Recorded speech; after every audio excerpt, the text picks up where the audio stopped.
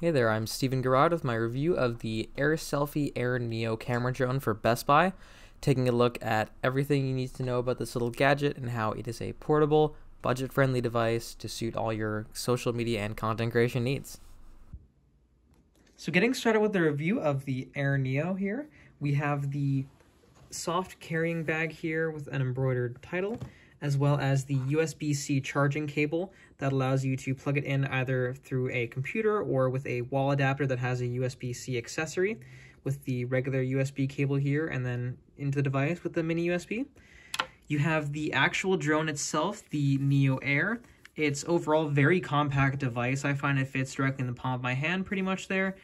It has a very sleek design with both the two lights that indicate different options and settings that are currently available, the camera right at the front, a little heat vent here to try to prevent it from overheating and get some of the exhaust out of there. I do find that when in use, the device does tend to heat up a little bit, never too much that it hurts the touch or I get worried about it being damaged, just noticeable enough. And then on the very back, we have the button there that can be used to control the drone as well as the charging port. Now, one of the neat inclusions with this bundle that we have here with the power bank edition, it's a very sturdy carrying case here actually, as it has a little bit of leeway and give at the front here, but I feel like the soft protective nature of it is just very reliable. If anything happens while your drone is docked in this, I don't think anything is going to happen to the drone itself. The case is very sturdy and a very solid and protective feel while being very sleek and soft as well, with a little carrying handle here if you ever want to put it on your wrist or just kind of loop it around your belt buckle or anything like that, just to kind of have it loose enough but contained where you don't have to worry about getting damaged. And I'll show you what it looks like when you do put the device in here. So you need to line up the charging cables there at the bottom of this and the bottom there. Slide it right in. Even with one hand, I can just easily slide that in. Wait till I hear a little click, and then the light will come on showing you that it is charging and the current charge of the device itself. I had to take it out off screen there as I was having trouble getting it out with one hand, but now that we have the device here in our hands, we can see it is again very compact, and to get it started you have to press the button on the back and hold it down until the button starts blinking there. Once we turn on here, it's just showing that it's on with the indication light, and then once you hold it down it'll start flashing, and that's when you're able to connect it with Wi-Fi with your phone and get right into the recording as soon as you can. And here are those tutorial pages I mentioned with the instructions on them. First, you have all the AutoFly modes you can access, as well as how to get the drone to come in for a landing. When the lights start flashing, it'll come down and slowly start to descend, where you can reach out your hand and have it land on there.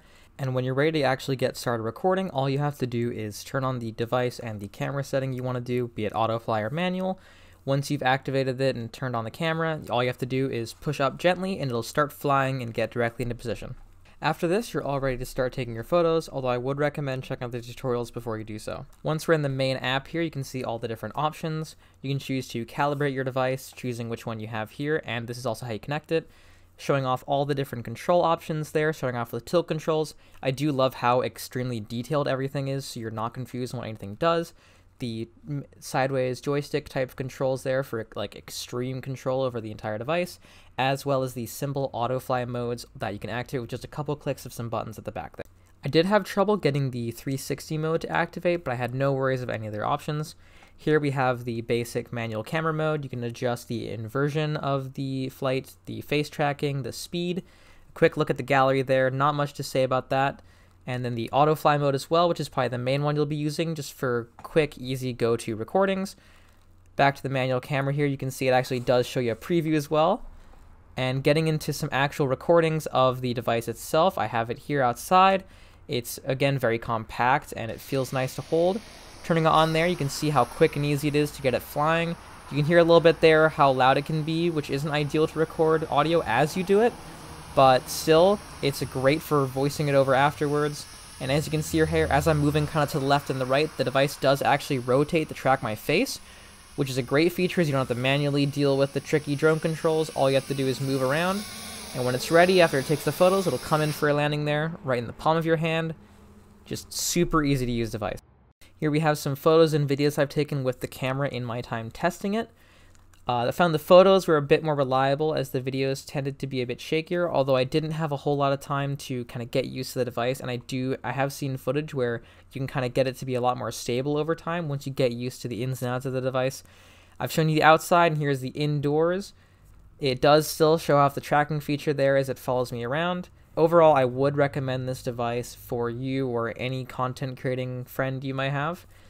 I will say the AIR NEO is a very unique device, as I've never seen anything like this before I had a chance to try it out for myself, and the wow factor alone of a personal flying drone is enough to dispel most or any concerns some people may have over the quality of the camera.